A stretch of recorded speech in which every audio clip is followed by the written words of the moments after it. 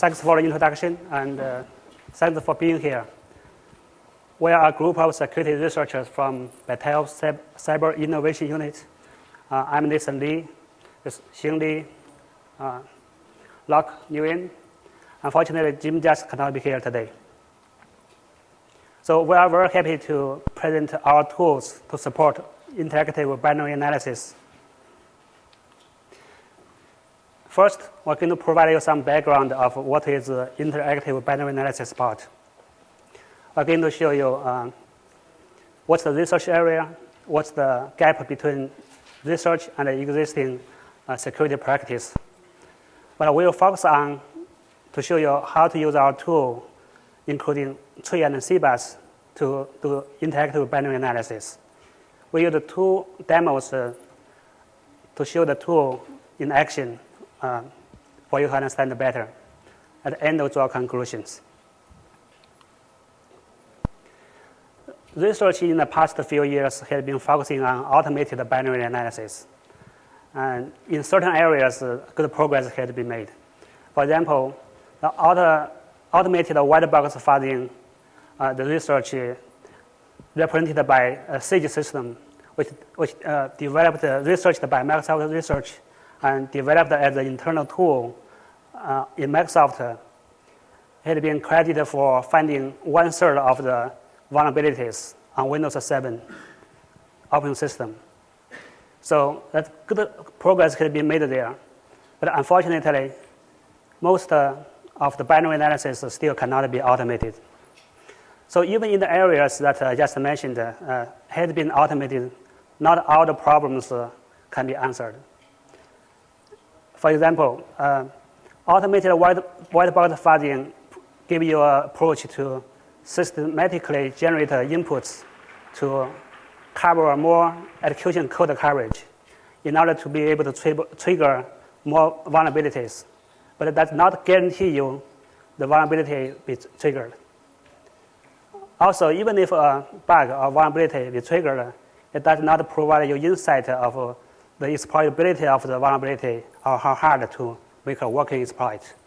So all these answers had to be found in an interactive, incremental, iterative approach where the human's experience, expert's skills are the key factors, are the key to the success of binary analysis.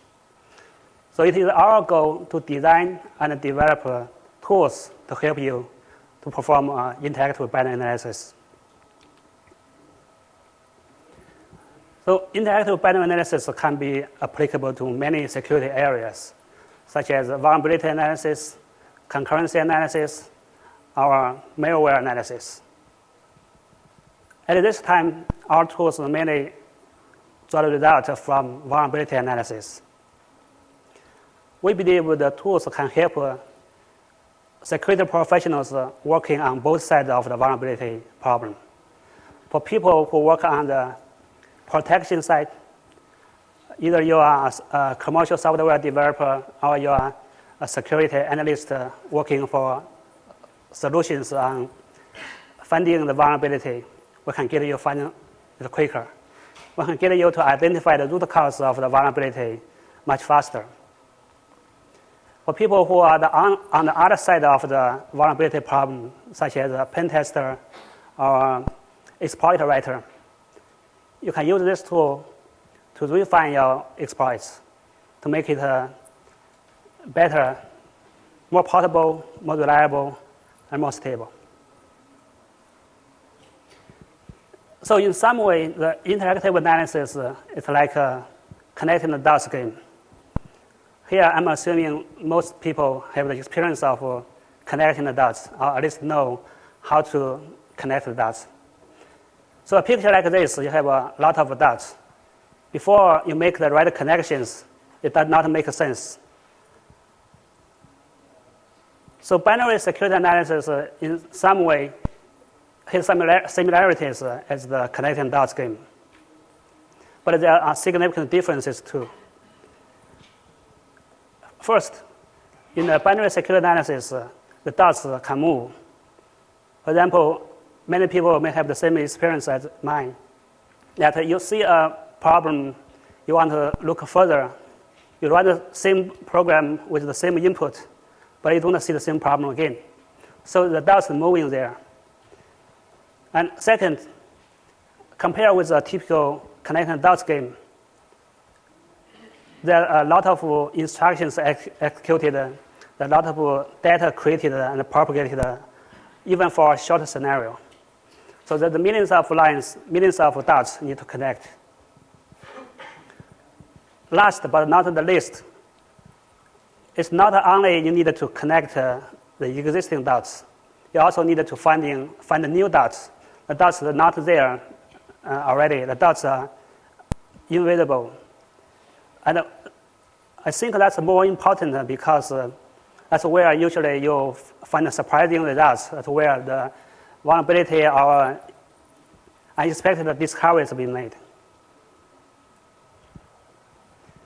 So in a way, we design our tools to support all these three challenges. Particularly, our front-end tool, Tree, will use replay techniques to support fixing the dots. And we use the taint analysis to support connecting the dots. Tree, together with the CBASS, which is our cross-platform binary automated system using symbolic execution techniques to help you explore new dots. Before we dive into the details how our approaches work, let's take a quick look about what's the gaps between the existing research and the interactive binary analysis. As I mentioned already, existing research had been focusing on automated analysis for the most part. So it does not directly support interactive analysis. You can see a few things here. There's no practical tools that had integrated the techniques I mentioned earlier, including replay, taint analysis, and symbolic execution. Binary analysis usually works on a trace from different targets, from different platforms or even devices.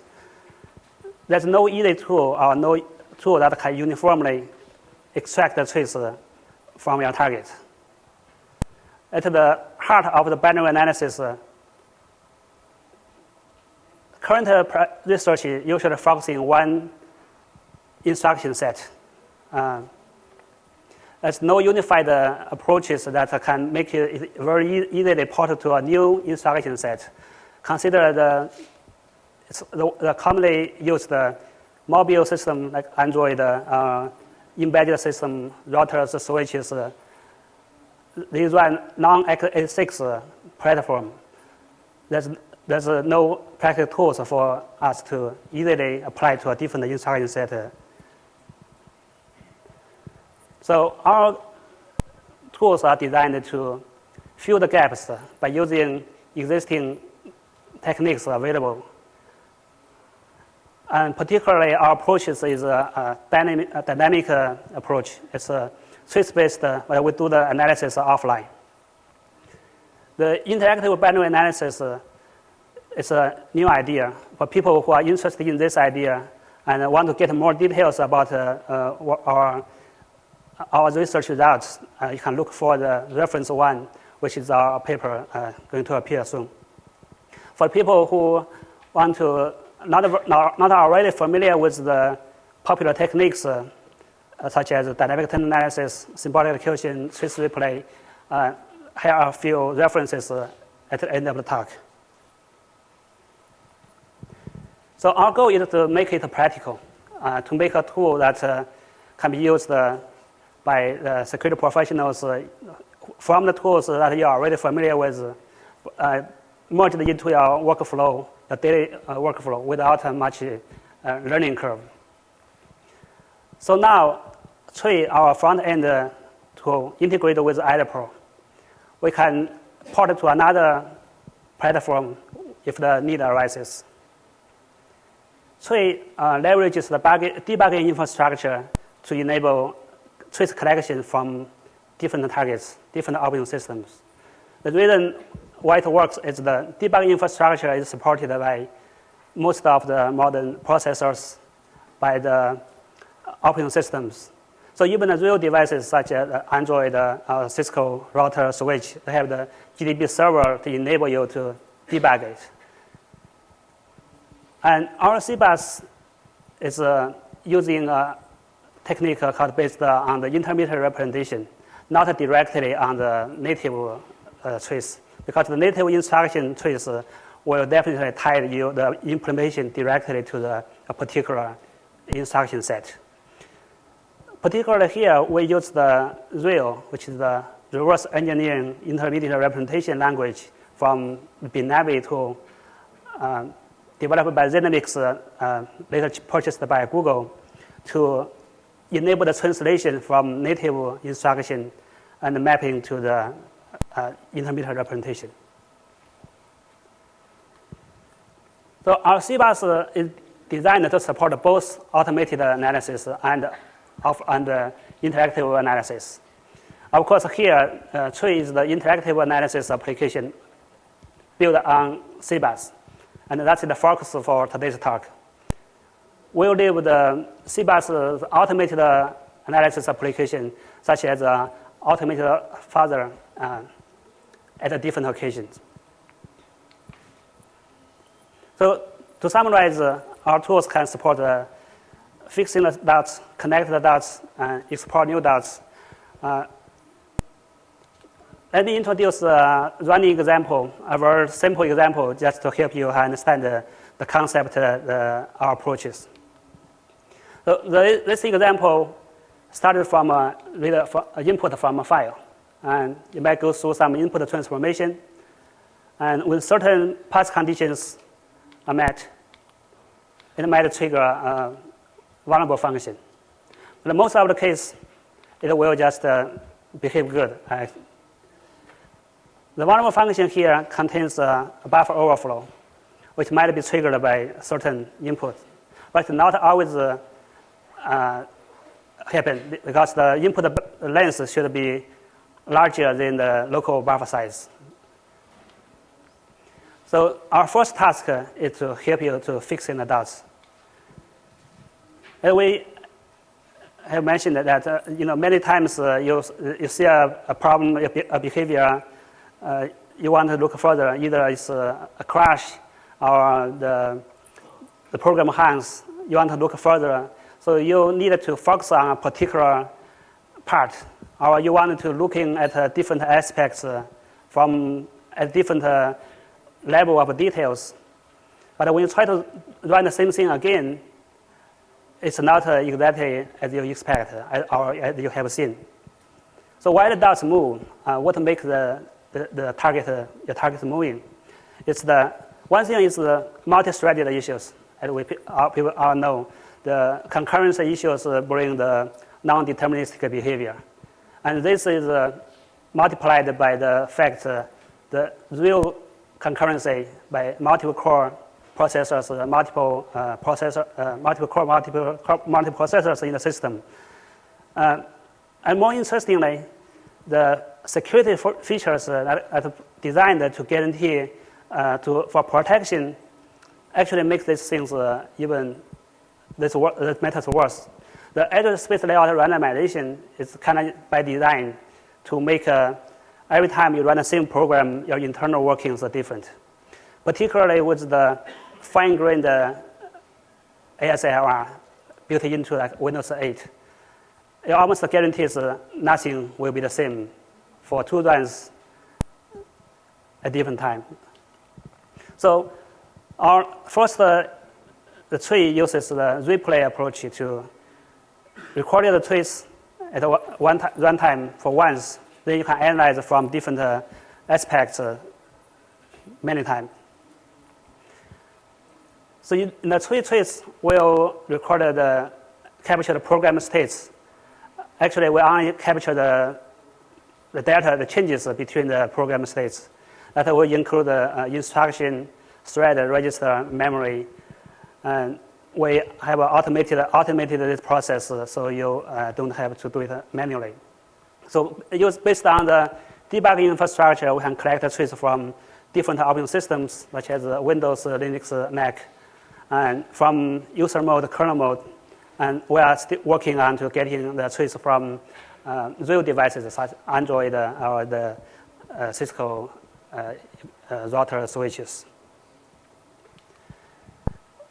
People are familiar with the debuggers, use debuggers every day, and might ask the question, say, why in some version of debugger, say GDB 7, already incorporated the record then replay in a debugger.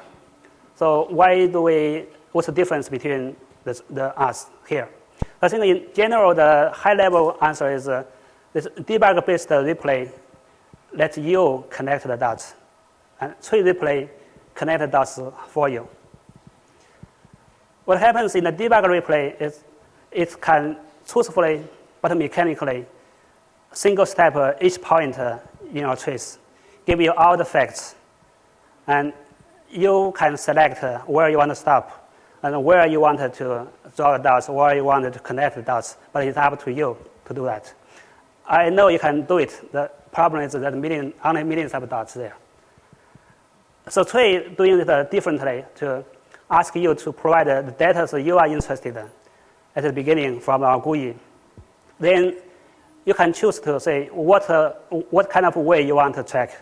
You want to track how the values propagate, or you want to track how your data affect the control flow, the branch point. So you make that choice. Then tree will automatically propagate the changes along the rules you specified. Then connect the dots so you can move to different dots that is relevant to look further. So we'll explain that with examples here. Let's move to the next point. How do we support you connecting the dots? The approach we are using here is called taint analysis. So first of all, let me point out why connecting dots is so hard. We can generally think the instruction data, they are kind of the dots in this game. In the running examples we show you, it's not that hard because everything fits into one simple file. It's at one place and happens almost one after another. But in the real-world examples, real-world programs, all these basic elements can be complicated. For example, the code size can be big. The inputs you can have plenty and come from all different sources. And the transformation code can be lengthy. The input paths can grow exponentially. Not only each of them can be complicated, also they can be separated. Either they are in the code in different modules, or they happen a long time apart. Not to mention that the different runtime, different protection built in make the matters even worse. So the basic techniques we use is dynamic taint analysis. I'm sure many people already familiar with because it's a very popular research techniques. But I think on the other hand, there may be people who not very familiar with that because as I mentioned, these techniques are not integrated with like mainstream security tools such as IDPro. So let's assume that people don't have this deeper background of this technique. Let's start with a few basic definitions. Taint source is kind of the data you want to start with. Taint sink, it's the data you eventually cares. And taint policy is how the taint source might affect the sink. So in a vulnerability context, taint source usually can be your input, the input that the users has control of. The sink could be return address or EIP registers, things like health security implications. The taint policy could be the most commonly used one is like data policies. Your source somehow affects the value of your sink. So taint is taking a data-oriented approach where you look at how the data flow, how the data moves. If you look the other way, focusing on the instruction that transform your data from your source to the sink, usually of like our total million instructions executed, you may only have a bunch of the instructions that directly transform your data you are inserted to the data's sink you choose. So that sequence of instructions you connect together, that's the key effects I can focus on. That's the slicing we're talking here. So if we use the connecting the dots game to make it easier to see, the starting point is the source, the taint source. And the ending point is the taint sink.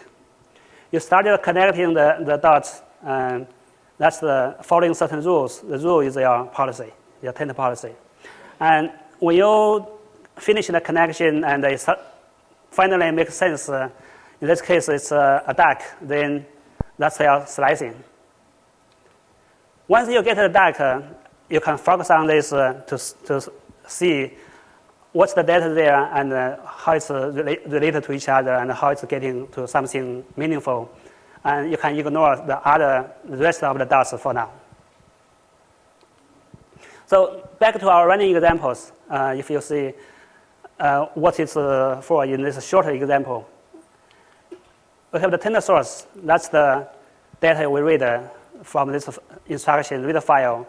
And on the right side, you see the taint graph. We use each node of the taint graph represent a byte. Either it's a memory location or it could be 1 byte in any registers. And we also encoding the registers with thread information, with the sequence information. And we use the different color. The green color represent, usually we use that to represent the taint source. We use red color for the sink.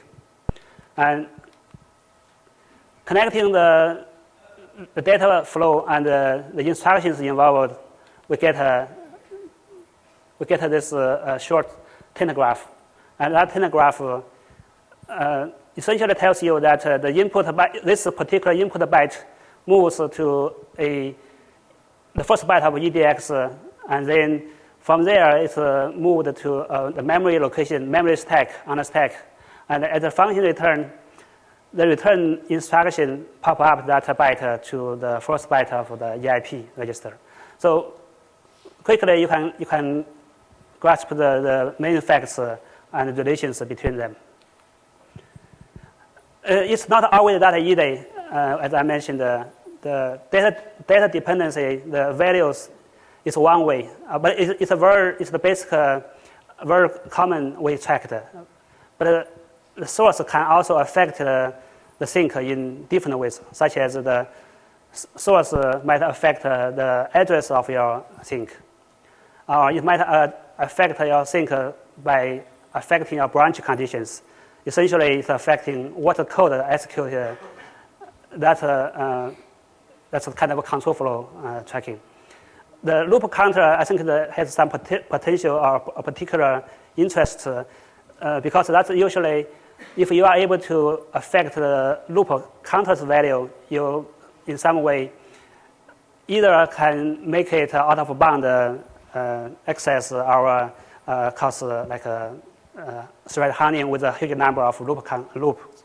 So connect the different dots following different policies get you different things you want to look further. So next we're going to use a tree to explain how we supported that from the IDA. As I mentioned, it is an IDA plugin. It has 3 main components. The execution tracer is responsible to get a trace from different targets. And the taint analyzer processes the trace collected from the tracer, then generates the taint graph that describes the key facts of your data, of your instructions involved. And taint visualizer visualizes these informations and let you interact with the other parts of the system. Not because it's by design, we use IDA's native graph and the Qt graph. So we kind of seamlessly integrate with the IDAS environment. You usually don't tell the difference between the trace GUI and the IDAS GUI, but that's kind of by design. We do want to point out a few things that we add on top of IDA. For example, the taint graph you have seen earlier. Here it shows the 4 input bytes affect the 4 EIP register bytes. And the taint also can be represented in a tabular format, where we have more added information, such as the starting sequence, the sequence this dots get tainted or it's created. What the sequence when it happened in the original trace, and you may have some taints might be gone, it might be cleaned up or say killed. So that's the end sequence. Usually you can see when the taint is gone. Also, we have the child node. You can click on the child node, then to highlight the entries in the taint table. So it's a different way, but it has a little more information. Also, remember the sequence number I mentioned, that it can trace back to your original trace. Say you have 300, for example, in this case, you have 300 instructions. It will tell you when a particular taint node is created and when the instructions are executed. Plus, it has the detailed information of the state, like registers value, the memory you read or write, and the address, the values.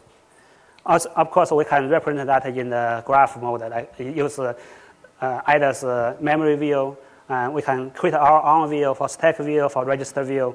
So the point is, by putting all this GUI together with one GUI, we can show you the comprehensive information you need to dig deeper into the problem.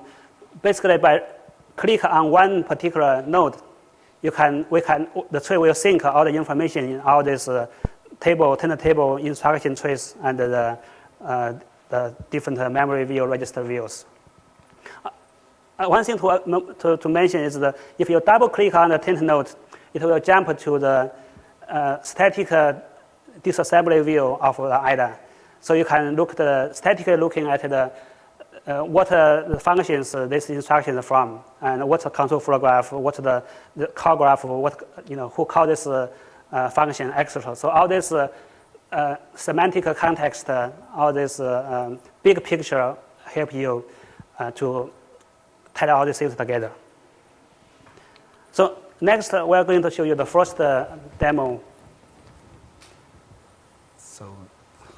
So let's get into our demo. In this demo, we're going to show you how to use our Tree IDA Pro plugin to improve your binary analysis capabilities. So in this example, we're going to start with a crash. This crash could have been discovered doing fuzzing, testing, whatever. You have a crash and you want to analyze it. So you can see the Microsoft JIT debugger wants to help you debug this crash.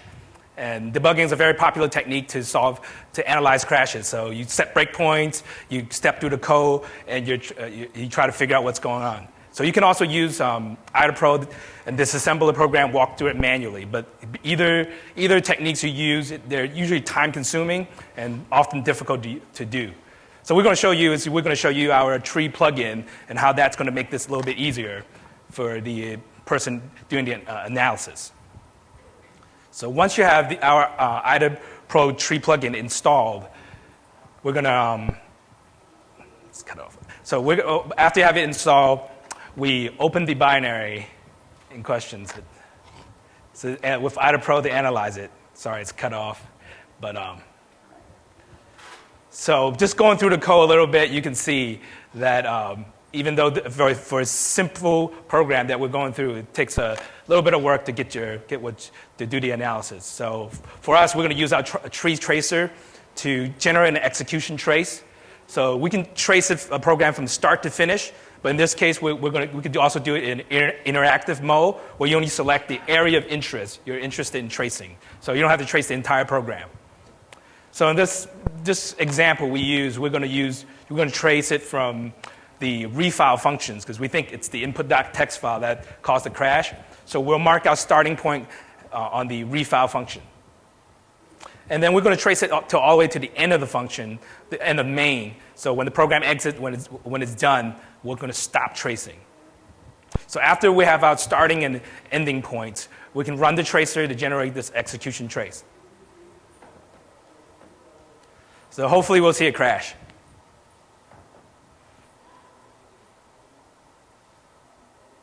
All right, so we do have a crash. So we're able to replicate that crash. Now this entire tracing session, the execution tracing session, is stored in a new IDA-IDB file. So with that, with the trace in the file, that makes it really convenient and really great for other reverse engineers, analysts to share your finding, your tests, so they can collaborate and try to figure out the problem together. So that's the file that is generated. .idb, trace underscore, whatever you're programming, named .idb. So next, we're going to use our tree analyzer to analyze this execution trace we just generated. And then we're going to apply the taint analysis techniques that Nathan talked about to solve your problem. So we'll launch our tree analyzer. And for this example, we're going to use the taint data policy. So we're going to track the input as relations to the sink. So in this case, is the crash. So if you run the analysis, you're going to get our GUI layout. So we have the taint graph, we have the taint table, and we have our detailed execution trace, and then the very useful memory information, such as memory view, register view, stack view of that entire execution trace. So one really useful thing that Nathan mentioned is that if you double-click on any of the nodes on the graph, it'll take you directly to the IDA-Pro disassembly. Now you can apply all your IDA-Pro techniques, your disassembly, your reverse engineering techniques to solve your problem. In this case, it takes you directly to the crash. That instruction caused the crash. The function it came from. It's really useful.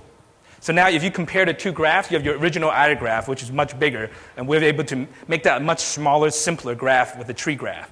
And so this is a very simple example, but if you're dealing with millions of lines of code and you're trying to figure out, that's a little difficult. Imagine if you do that and you use the tree plugin, it can simplify your problem into a much simpler graph.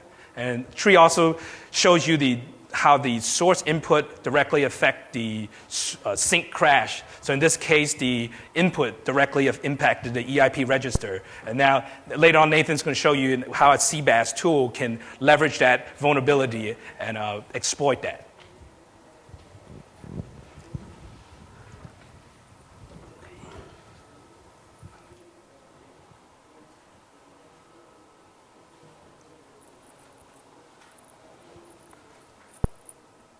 All right, I will show you how to fix in the dots and connect the dots.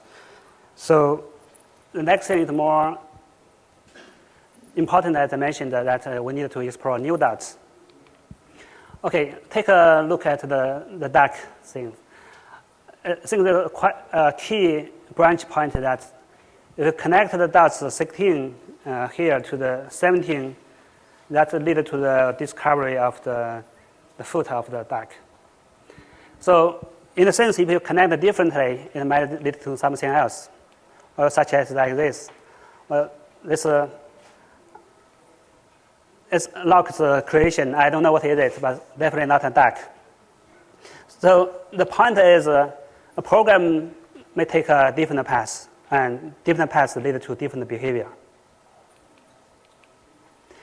Usually, of course, with some conditions, your input in some way meet the conditions. So in this example, though it's trivial, still with a random input or the input you can try to probably take many tries if you don't know the internals to trigger the Stack Overflow vulnerable function. So many times, I think people have the experience. You try it many times, and you see it's always the program follow the same path. You wonder, have you tried hard enough, or it's just the path is infeasible? It's not possible. Maybe you need a new way, a better way to answer the question. So tree and CBASS together can help you to answer the questions. So at a high level, the users answer the question through the trace GUI by clicking on a button to say, how can I execute a different path at this particular branch point? Tree will rephrase the question and send it to CBASS. Basically, it's saying, can we negate this path condition? Last time it's a false, take the false branch. Can we take the true branch this time? And CBASS utilizes a technique called symbolic-execution. A quick introduction to symbolic-execution, just provide a background. Think of the program usually run as the concrete values. Everything is 1, 2, 3, 4, 5, these numbers, and it produces the output as numbers. So everything is concrete, numerical. The technique of symbolic execution is to say some part of the input, you wanted it to be variable, you wanted it not determined. So you make the variable symbol. Then you apply, the program will apply transformations, like mathematical transformation or logical transformation, to generate expressions, symbolic expressions, and you grow the expressions as the program moves along. And at the point, say, you get the path condition represented by symbolic expression and formulas, with sometimes can be many variables and many formulas, but you get a mathematical way to represent the condition with your input. And with the help from a mathematical tool, servers, SAT or MT servers, treated as a black box that can answer these mathematical problems correctly. So in this case, the servers, after servers return, find out that to meet this condition, this byte at this address must be letter B. And tree has the semantics of the program. So it knows that that byte is actually the first byte of your input. So that's how your first branch conditions take the true. It's not that simple in the real case because here we don't do any transformation. In the transformations, you need this kind of mathematical tools to help you scale the reasoning, the problem solving. Later, we're going to show a demo to see what the steps needed to take for tree and CBASS to get your branch conditions solved. But you can see there's quite a few steps involved. So before I dive into the demo, we can show a few things to help you get started. So the goal is here to force the program to take the better path. As you can see, there are 4 key branch conditions. They all need to take true. If you look at the control flow graph here, the normal input will all fall into this false branch, like take all the green edges and fall through. So for this variable function to be triggered, you need to take all these 2 branches, the red edges, and to trigger to find the new path. So we still start with a trace. In this case, we'll offer you different ways to get the trace. Unlike the one in the tree demo, we show you the interactive trace mode. There we use the either as a debugging breakpoint to get the trace. For the scenarios you are interested, usually it can be short. But here we use a pin. I think many people might be already familiar with. It's a popular dynamic binary instrumentation tool that is optimized for you to instrument the program to generate a trace, execution of a trace. So pin is a free software from Intel. The advantage is it's faster. But the downside is it only supports x86. Nonetheless, we have an option to support that if you are familiar, comfortable with pin. By using the GUI, you can have a pin option to trigger the pin tracer we developed. So we developed pin with the pin tracer. Also, we developed a part called pin agent that is connect the tree GUI with the pin tracer. So the user can specify what kind of the conditions, the command lines, and pass to the pin agent, and then pin agent connect with the tracer to get the trace you like. So after we collect the trace, we choose to do a taint analysis with the taint called branch policy. And that is, we look at how the input will affect the branch points. Here you can see we can get a taint graph that describes all this. The red nodes now here is each one is a branch conditions corresponding to the source code. And by right-click, there's a button on, you can see it in a demo. You can right-click on a branch condition node. Then the tree will generate a query and send it to CBASS. CBASS will generate the constraints describe mathematically of the branch conditions output with the input variables using the process I just described, and get back the results to the tree module. Here it shows a few, the first of the three branch conditions with the communication between tree and the CBASS. So basically we already figured out what's the bad part, then the first will follow. A little bit internal formula look like this. This is a SMT formula, which is the popular servers used, and quite a few of them are available, freely available. You can use. So they have the standard of the SMT format. As long as you generate that, the servers should be able to solve it.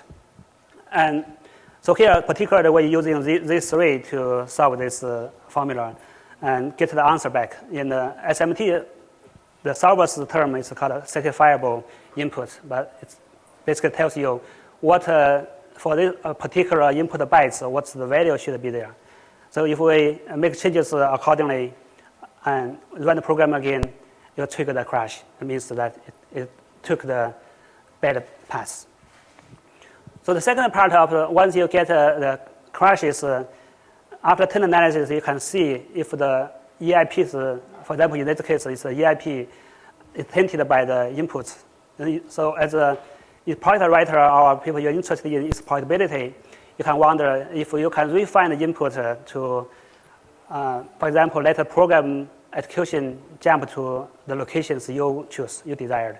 It could be the entry, maybe a loop sequence you found, or somehow you get a payload in there. It's getting hard today, but it's still possible. For demonstration purpose here, we just put a piece of payload that pop up a message box and say, and show a quick message here. So we designed a simple constraint dialog which allows you to describe what the target you want to constraint on, the operators, and the values you want it to be. And once it's done, click the button, you can send the query to CBASS, and CBASS, basically the same process you have seen for the branch conditions. The only difference here is we're not constraining on a branch condition this time, it's constraining on a particular register's value. And once you get the result back, you basically get the assignment of the input bytes. So let me quickly show you how you can use the tool to really do that.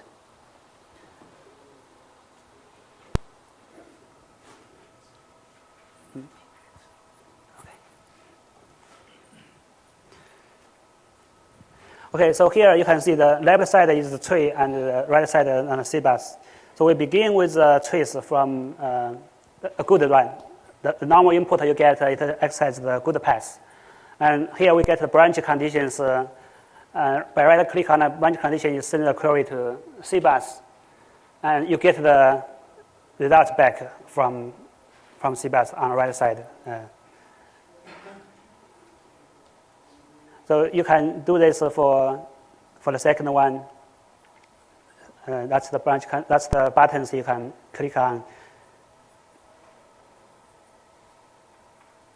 and that's the some debug output from the CBASS describing the process of the formula and the results.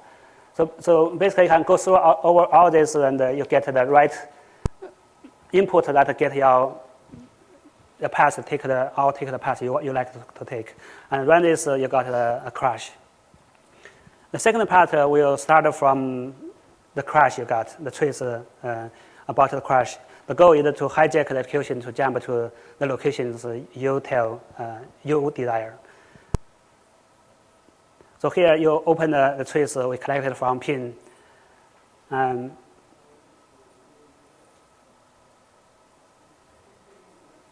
this time we use the data policies because we were concerned about the data dependency, how the input can affect the values. You get a quick Taint graph and use the server, the dialog about the server. You can specify the registers or memories. Choose the operators equal for memory contains makes more sense, and put your values in there.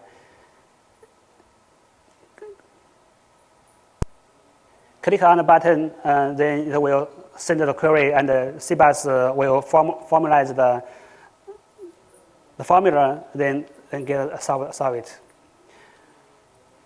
So next, we just make the changes accordingly and see what happened.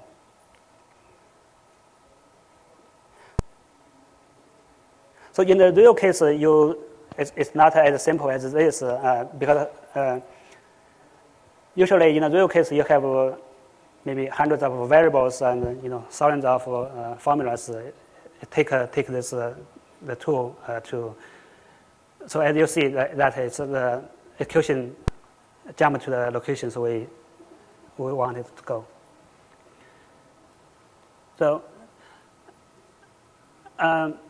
So here we already show you with simple running examples to show you the concept and the approach and how it works.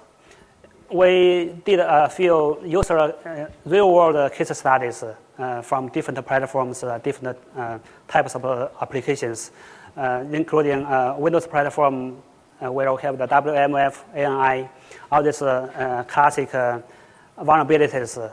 We also have some audio vulnerability. On Windows, we collect some kernel crash, Unix, Linux.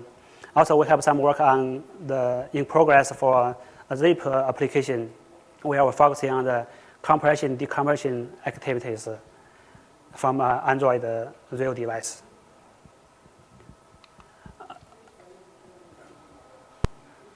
Okay, so I will just highlight a few facts for the WMF vulnerabilities. For details, you can hope the slides you have a chance to look at after the talk. WMF had been in the news at the time when it was first discovered. There's quite a few ways to trigger this vulnerability from Windows. Almost everything you do will trigger it. So in the sense, we choose one way to trigger this vulnerability with the WMF file we crafted. The particular command line we use is on the top. An interesting fact we note is between the time the program started reading the file to the time the program crashed, there were 229,000 instructions executed just for the simple scenario. Here's a quick partial Taint graph we collected. This is when the program got an exception from an address that is highlighted here, the red one.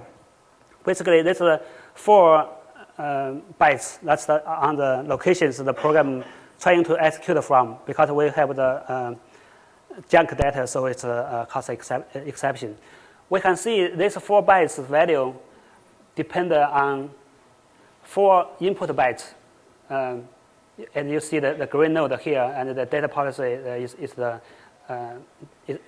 data dependency. So which shows that the input bytes in the original WMF file from the 29th to the 32 bytes affect the value of in these locations. On the other hand, the other dependencies, it's the loop dependent on, if you trace back all the way, it will trace back to the input bytes in the original file that correspond to the 7th to the 10th.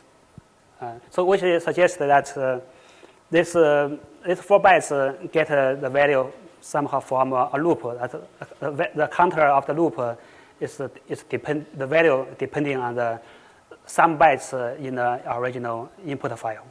So what it means, it may not mean totally make sense for now, but it kind of points out the facts, the kind of dependencies you can look at.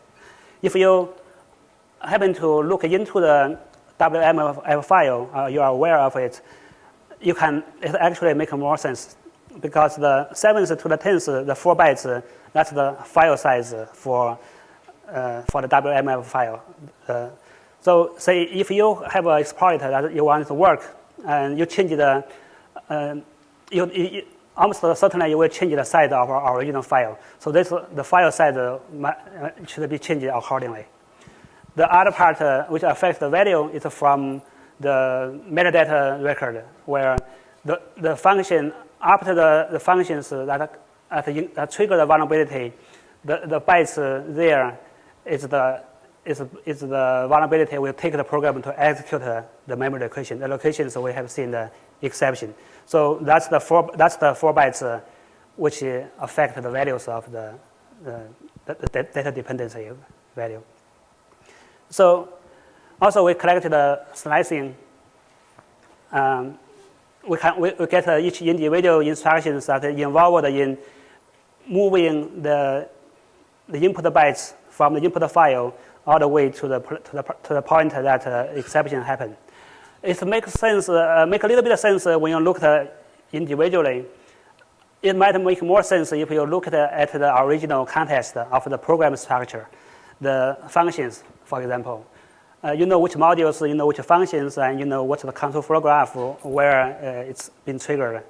And it probably made more sense if you are looking at an even bigger picture, how the program structure in a call graph to kind of fit your knowledge of the program with the details we collected and analyzed. So back to the facts here. Out of the 229 solid instructions, there's only 12 unique instructions are directly involved in the crash that causing the crash. So that's kind of the facts you can focus on first. That's the dots so you can connect first. Okay, so here's the time for conclusion. So based on the interactive binary analysis idea, we designed our tools using popular research techniques such as replay, dynamic taint analysis, and symbolic execution to help you with doing binary analysis interactively. Particularly our tree we implemented on top of IDA, which is the mainstream security tools a lot of people use in their daily work to support interactive analysis. And tree also supports the trace collection, cross-platform, and taint analysis for native instruction taint analysis and replay. We designed a CBASS to support both automated and interactive analysis. Of course, here the focus is on interactively doing binary analysis. The key factor, the key feature of CBASS is we perform the analysis of the core algorithms works directly on the IR format, the IR trace offline, by using REAL, the reverse engineer intermediate language, to make it architecture independent. And because REAL already supports ARM MIPS PowerPC as well as x86, so it's much faster for us to use the same algorithm, the same implementation to support binary programs from all these different instruction set. Like any other tools, CBASS and trace are tools to help you become successful. We hope the more intelligence you put into the tool, the more skill you are, the more experience you are, the better help you can get from our tools. And the bottom line is you drive the tools. So just mentioning a few things, Tree is actually open source. It's available on our Google code page. So you can go ahead and fork it off and shape it into whatever you need. So for instance, you can shape it to be more in line with malware work. So the first version of Tree actually is without the replayer component. That is going to be released at a later date. The CBASS component is also going to be announced with further details. Other than that, if you have any further questions or if you need clarification on the source or the material we've talked about today, or if you want to ask us about any questions about Tree or CBASS, feel free to either email us or meet us out in the hallway. Yeah, we realize that we run out of time, 5 minutes out of time for questions, so feel free to talk to us offline, and we want to get your feedback. Thanks a lot.